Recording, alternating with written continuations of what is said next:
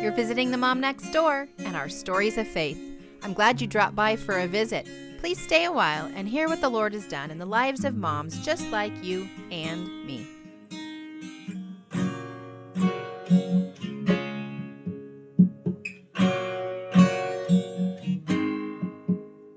Welcome to the neighborhood, friends. We're glad you're here. Raise your hand if you are busy. Okay, raise your hand if you have dishes in the sink. How about laundry that still needs done? Or you would really like to step away and enjoy a personal hobby. Are we still raising our hands? Come on. Raise your hand if you could use a little more peace in your life. Do you know that it's really possible? Well, I've been parenting for 28 years, and you would think that things would slow down or maybe life could just be put on hold for a little bit in those years. But the truth is, we just keep going through all the seasons of life. I want to introduce to you Aliese, who has really studied and camped out on this idea of cultivating peace. I'm sure it didn't come from nowhere. So, Aliese, would you please just take us into your story? Yeah, absolutely. I'm excited to be here. So, the Lord has been working with me for a long time, and I didn't really have this idea about talking about peace a lot until my son was born.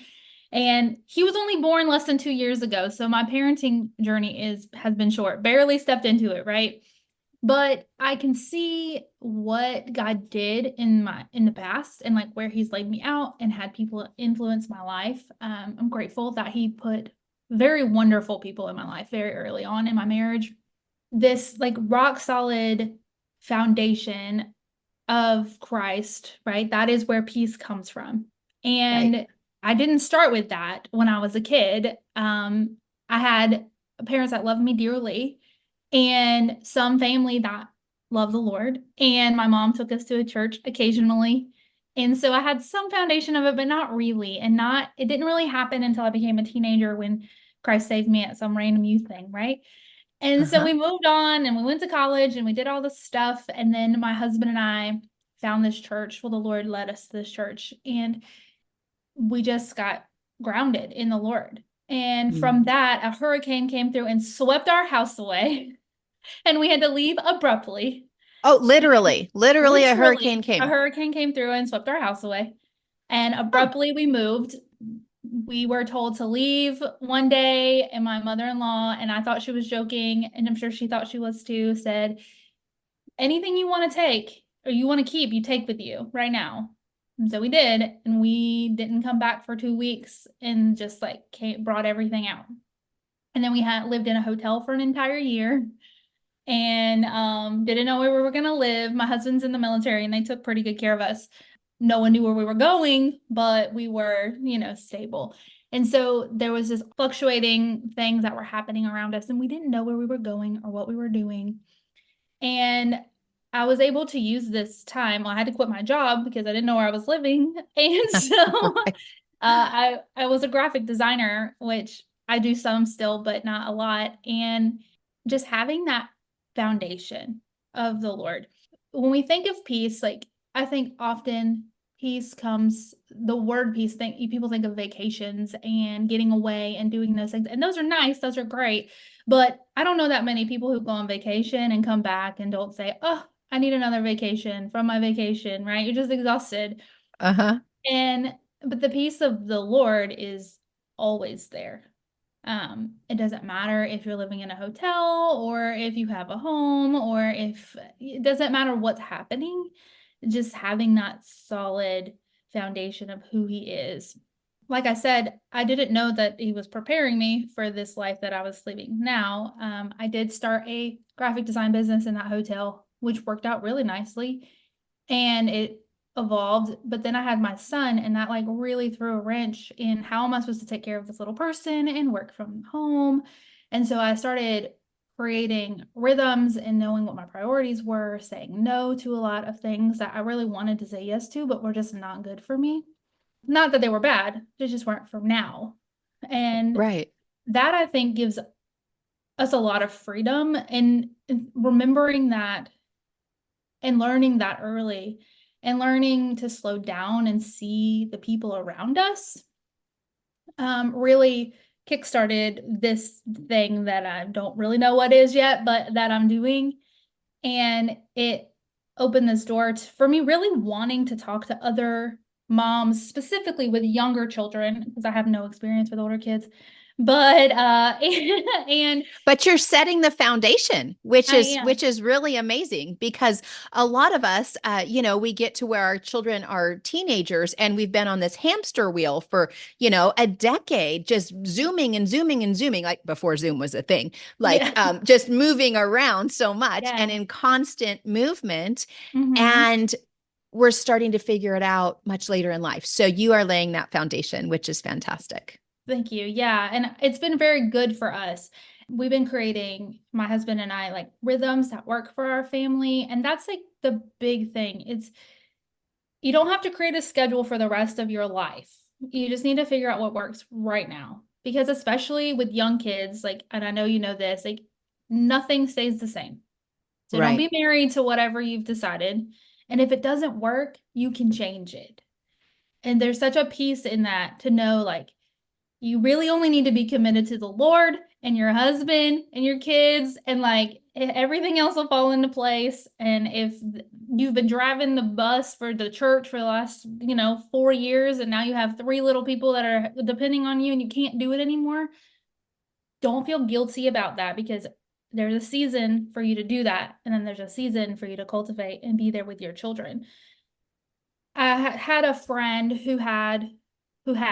she still has them, four daughters, and she was just so busy all the time, and she was a fabulous mother, but just run ragged. I asked her, "Do you want your kids to live this life that you're living right now?" And she doesn't, because it's exhausting. But I'm like, that's all they see is what you're doing. And so we have to be that example for them. So like, are we being busy is not necessarily bad, but you need to be intentional with what you're doing with your time. Yeah, busy is not, well, busy is kind of the enemy, I guess. But oh, I said Well, that it was, can be. it It can can be be for the enemy. sure. It can be Because the it could enemy. keep us from doing the thing that God has called us to do. And I experience that sometimes where I'm like, oh, I need to run here and I need to run there and I've got to do this. And this person needs, like, all the things that come slapping us in motherhood. And Mhm. the more children you have and the older they are, you kind of lose a little bit of control because they start communicating for themselves. And then all of a sudden they didn't give you a piece of critical information and you have to react and respond. Right. Mhm. And so I find myself like so busy and running that, like, but wait, God is calling you to rest. But wait, God is Yes. calling you to sit down and Mhm. record that interview, or to write a note to somebody, or to go make a casserole for the lady down the road. And so Yeah. that busyness is a thief.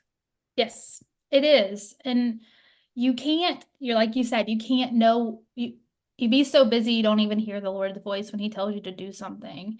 Um, Right. And we don't want that. We want to be empty vessels, ready for the Lord, like full of Him, but ready to do what He wants us to do. And we want our children to know how to do that too. I've heard someone say, like, to radically eliminate hurry from your day basically will change your life, because no one is the same when they're in a hurry. You're not the person you'd be if you weren't in a hurry. You wouldn't be Hmm. mad that your kids don't have their shoes on, or that the red light is taking too long. Like, now you're getting your blood pressure up and you're frustrated, and there's no reason for all that, you don't have to live like that.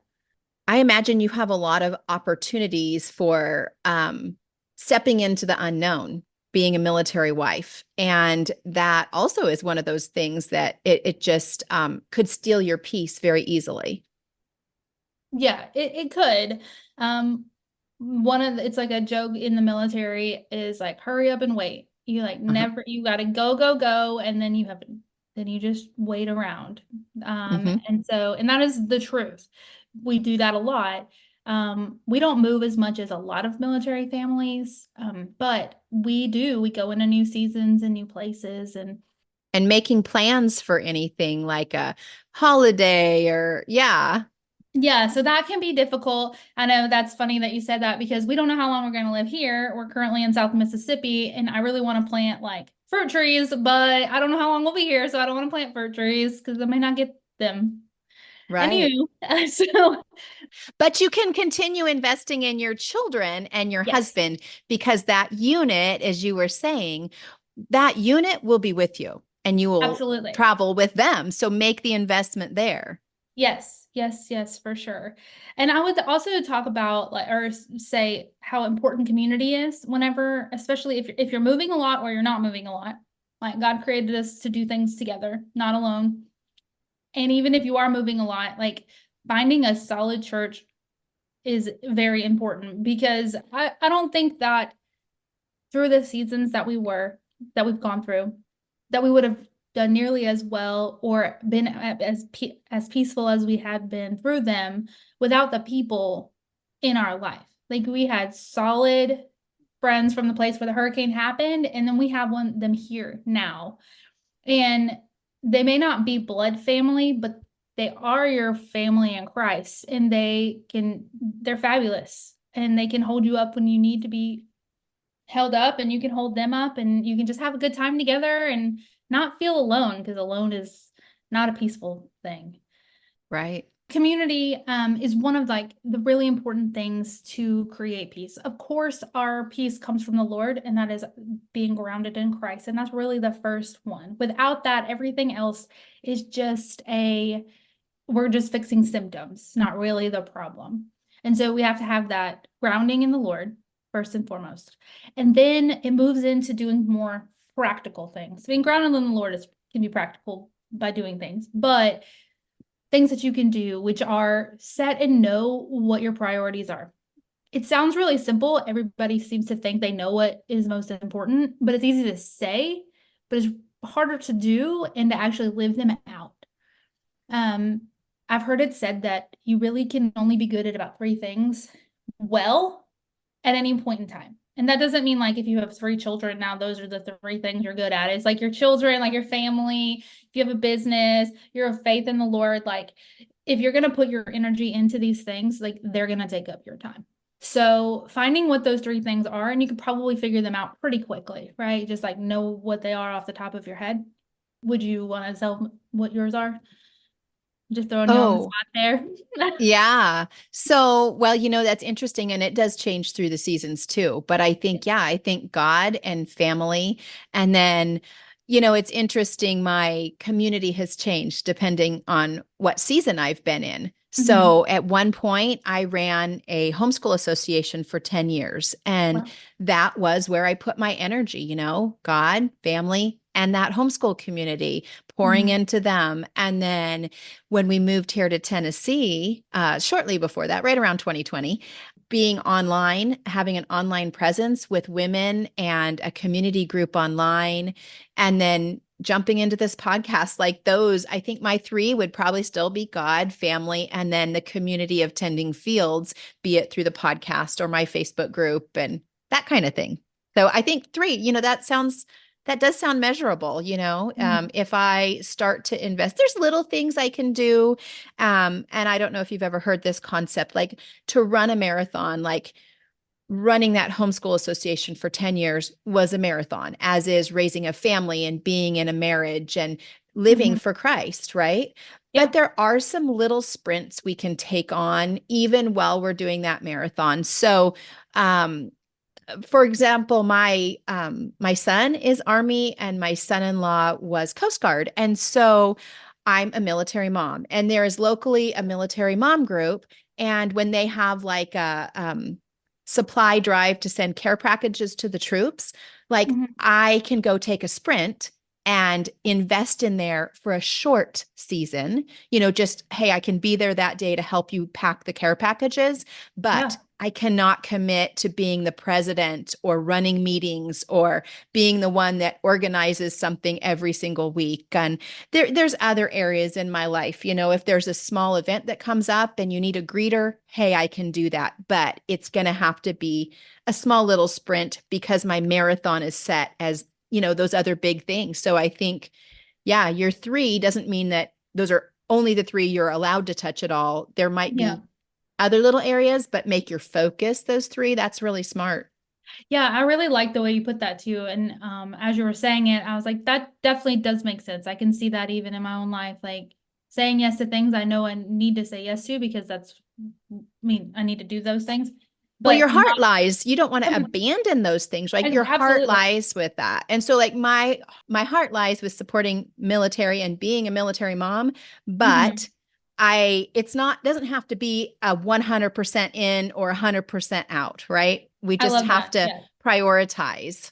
Yeah, and I can definitely see that. So one of mine is my family, of course. But before I had my son, I actually was a operations manager. Ooh, lost the title there. An operations manager for a soup kitchen, and I love that. I really have always loved working with the homeless and trying like all of that. But I knew I couldn't continue to do that after he was born. It just took up too much of me mentally and like actual time. But I didn't want to give it up completely. And I thought that it was something I really want him to be involved in as well, even though he's little. So we go once a week and we volunteer. And so like my family is my thing, my one of my big three, but I've incorporated him into that. Right. But I really love how you said that. I think that's very helpful. Yay. But yeah. So after you figure out these what their big three are and your little sprints, I love that.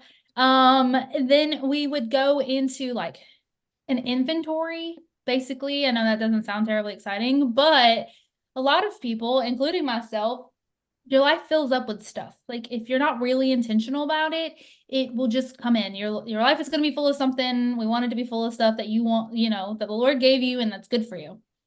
So you just have to like run down basically like what your life kind of looks like. I wouldn't say a day. A day seems like too short, but like to try to think of your entire life, like that sounds like way too much, right?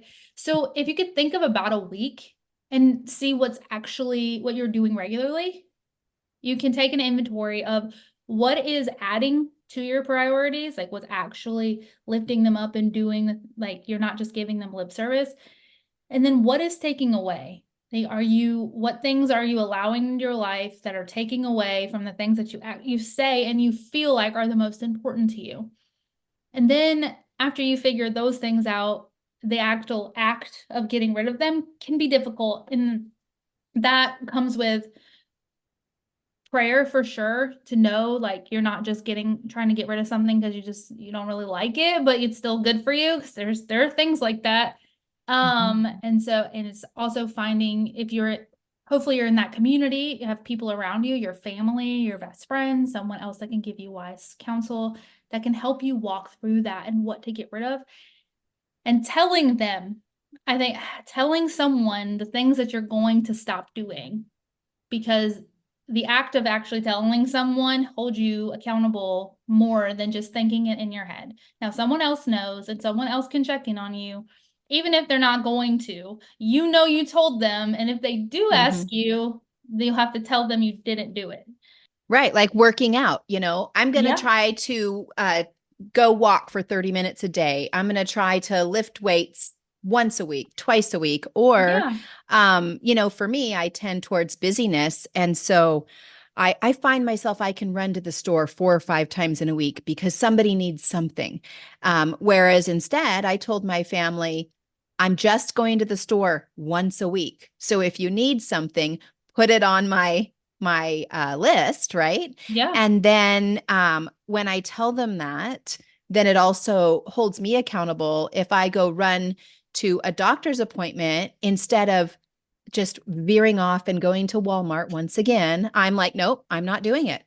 I said I'm going once a week. It Yeah. keeps me to that commitment. Absolutely. And that leads right into boundaries because once we create our priorities, we get rid of things that we shouldn't be doing.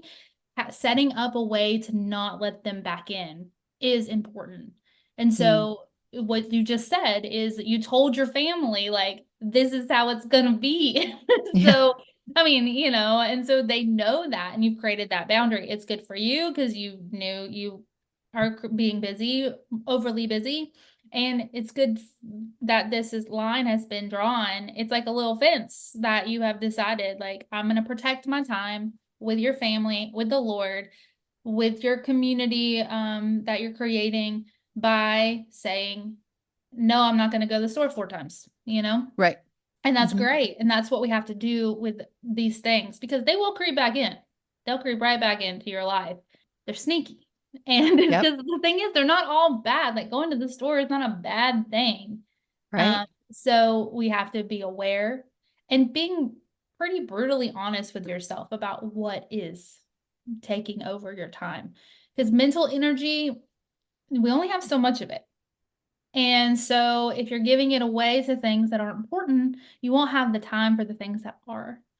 So we want to make sure that we create that boundary. And creating these priorities and boundaries also gives you this peace, which is what we're talking about, and Yeah. this freedom to be willing to say no to stuff that's not for now. And someone may try to make you feel guilty about it, but you don't have to feel guilty about it because you know you're in the right place. You're not just saying no because you are mean or you don't want to help them. You're saying it because you know what you're capable of and you know that what they're asking you isn't in the realm of what the Lord has asked you to do in this season. And then really that might take, if you jump in and do something where the Lord isn't called you into it for that season, you might take that spot that somebody else could have stepped into and it really was where the Lord was calling them, you know? Absolutely. And that's a good point. That is true. We're all made for something. And I guess you're correct. Like if you try to you take somebody else's spot, then what are they doing? Like you're out of the Lord's will, and now they can't even get where God tried to get them to because they see you there. Like why would they even try? Yeah, Yep. that makes sense. So after you have all those things set up and you know what's important, and I mean, it sounds really complicated. It's really not a complicated process. It just, you just have to like do some mental thinking about it. And I would say that the next thing is creating rhythms that work well for your family. We talked about it a little bit earlier. Hmm. And knowing that those rhythms are not in stone, they're very flexible. They'll change with the seasons. And we spoke earlier about my husband being in the military and his schedule changes a lot. Sometimes he's on nights, sometimes he's on days. And so that means that my son and I, like, we kind of just work off of whatever schedule he's on. Like, when are we going to do family time? When am I going to work? Like, so whenever he switches from days to nights, our schedule changes. And it can be frustrating because we'll have already been in a rhythm, but we just make it work. And rhythms aren't complicated. You just kind of you think through the things that need to be done or that you want to do or what you want your morning to look like, what those activities are, or whatever time of the day. What activities lend to your priorities, and you basically write it down. Like I know that doesn't sound complicated at all, but like it really isn't. And if something stops working, then you change it. I'm talking a lot of theoretically about this, but like, let me give you an example. So our mornings now, my husband's working days. So we get up at 5:30, me and him, and he gets ready and I start reading my Bible and I do my quiet time then. And Asher, our son, normally wakes up sometime between 5:45 and 6. And so, but my husband goes and takes care of him, and I stay where I am, and we have decided that together. This is how it works. Hmm. So communication with the people around you. Right. So, Right. and so he goes and gets him, and I finish up. Then he brings him to me at like 6:15, and he leaves for work. We hang out, and then we have like free play until 7:30. We do breakfast, we feed the dogs, and then we just have this like rhythm that we do around the house. I only have the one kid, so it's not nearly as complicated as it could be. But we take care of our chickens and we do the things, and then by 8:30 we're ready for the day, and it depends on what day it is, depending on what we do. And so when I set this up, I knew I wanted to do my quiet time. I knew that I needed a set time for him to eat breakfast. I knew I needed uh, to take care of the animals and to take care of and get us dressed. And I didn't want it to be fast because I didn't want him to feel rushed. And Right. so we take basically 2 hours to do things that could take about half an hour. And I know everybody can't do that, but we do get to decide like the blocks of time that we have, what do we do with them? Um, and so what does it look like for everybody? It looks different. And that's like the beauty of life is everybody's looks different. Right. So You'll choose your essentials and then yes. you'll find a pocket of time and input those essentials into that block. Yeah. And then there's other things you might get done during the day, which is great, Yeah. but at least you got the essentials. Mm-hmm. Yeah, absolutely. And that's really what it is. And I feel that really gives you peace because you know you're not always trying to figure out what's next because that is overwhelming. Like always being thinking of like, okay, what do I need to do? What do I need to do? What do I need to do? That's way more stressful than creating rhythm. Like it's always not knowing what's coming and having it set up, you free up a lot of brain power. You can spend more intentional time with whatever you're doing, and you can just live this much more even, peaceful type of life. That's rhythms are very helpful. I am a proponent of lists for sure. I Yeah. know when my children were young, I had a 4-year-old, a 2-year-old, and then two twins, little ones. And Oh, so I had 4 under 4 for a while, and actually 4 under 3 for about 6 weeks till that oldest wow. one turned 4. So it was really busy and I was exhausted. And so, you've got all these things in your mind throughout the day. I've got to do this. I've got to do this. But then somebody's grabbing at your leg and you Hmm. need to take somebody potty or make a snack or somebody just threw up or whatever. And you've got these ideas of everything you've got to get done, but you lack the time to do it.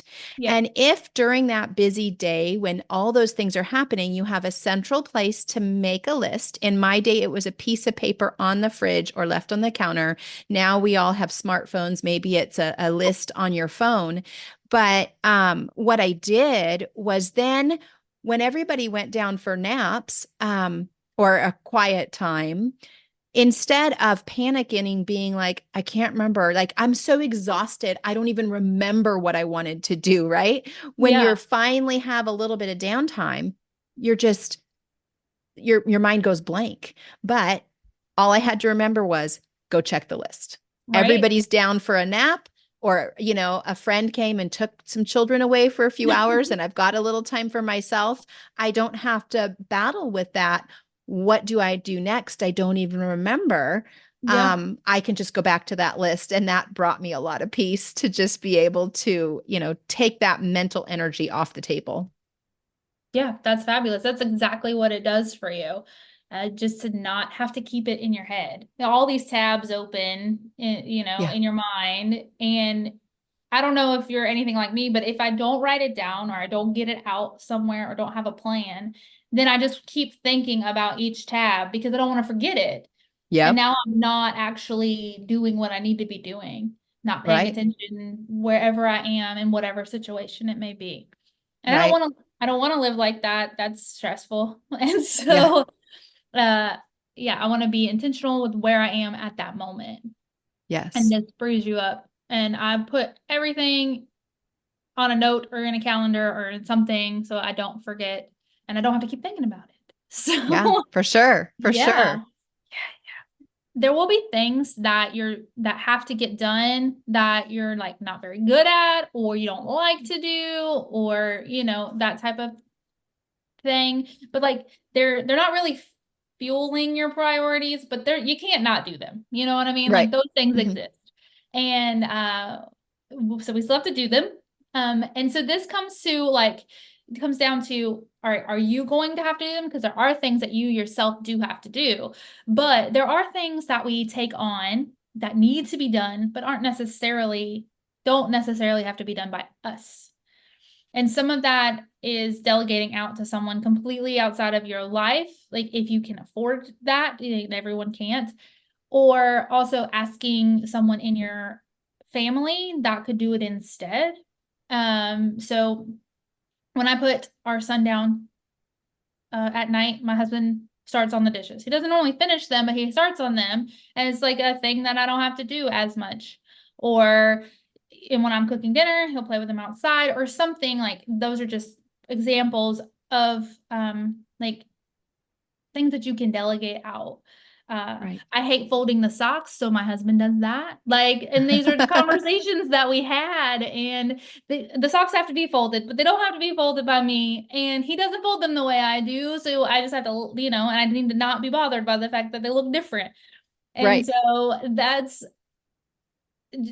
being willing to let go of some stuff and asking other people for help will free up your mind and give you peace as well.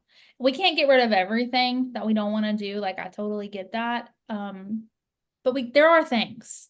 And I think one of the keys of this is letting go of it looking exactly like what you want it to look like. Mm-hmm. Um, Yeah. so if someone's willing to do your dishes, but they put them in the dishwasher a little bit different than you, like, are you gonna go back there and fix it? Or are you gonna let them do it? I don't know. That's I'm so feeling called out. oh, I'm sorry. Sorry. No, I'm Uh, like, you guys, you'd be so much more efficient if you did it this way. And then they're yeah. like, if you want help with the dishes, mom, don't tell us how, don't micromanage us. I swear I did not know that. No, it's totally fine. Okay, good. Yeah, it also like you want them to do it right. Like there's things that need to be done. So when you do delegate, there's a structure and like rules to delegation. But if it's being done and it's not being done shoddy, but it's different than what you would do, Yeah, that's it's not okay. drawing blood. It's okay. That's all right. That's all Yeah, right. right. And now that gets to be off your plate. Um, so delegation is part of that as well. Just like this, Yeah. having this peaceful life and being willing to let go and know that you weren't made for everything and God gave you people to help you. Yeah. Well, Elise, this has been so fun getting to know you. I'm excited to see your journey and where you're going. You've got, you're younger and you're just kind of starting out with some of this stuff. And I know you're going to do great. I want you to tell everybody your website and the places they can find you online, because you've told me before we hit record about a few things you're working on and they're in development. So everybody's going to want to keep checking back, but where will they find you? So the place that I have a free training, it's about setting up your priorities and knowing what they are. It's at just priorities.halcombstudio.com. So if you go there and you get that training, then you will get access to like everything else. That is the place right there. Okay. Priorities.halcombstudio.com. You can also find me on Instagram and on Facebook, and it's just all Halcomb Studio. That's it. Okay. I will put the Easy. links for that in the show Mhm. notes, Okay. along with the link to the mommies group online that I mentioned earlier. If you're not part of that, ladies, make sure you come join us over there. And there are some days where we hold each other accountable. Occasionally, I will post in the morning and I say, what is your priority for today? What are you going to get done? Check back when you've done it. And so we have some fun over there. Another thing we do is pray over there, because prayer is such an important part of our day and of our mothering journey. So today, as we wrap up this meeting, would you mind praying for everybody listening as they really are seeking to find peace? Absolutely. Yeah. Lord, thank you so much for this gathering that we can do over the internet. We're grateful for technology and we're grateful for each and every person that tunes in here and just listens to Pam. Lord, we ask that you would remind us and lead us towards peace, that we know that you are the creator of peace, that you are the sustainer of peace, and that being grounded in you is first and foremost the foundation of what peace looks like. And so I just pray that each person that watches this or listens to this would just be reminded to turn their eyes towards you and their hearts towards you in every season that they come through. That you, Lord, are our sustainer and our Father, and you love us, and we're grateful for you. Lord, thank you for everything you do. In Jesus' name, amen. Amen.